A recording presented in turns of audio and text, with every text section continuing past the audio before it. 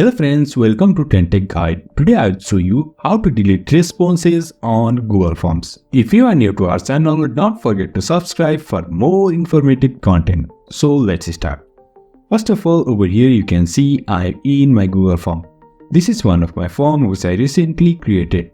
Then over here you can see response and do. That means I have got two response on this form.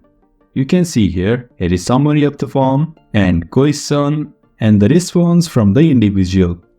Here are two response, so here is 1 of 2, and when I click on next response, here is 2 of 2, means the second response which I got.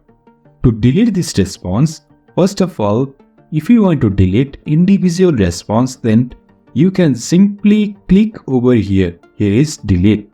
If you click on this delete response, the individual response will be deleted. For now, I will delete this and hit yes.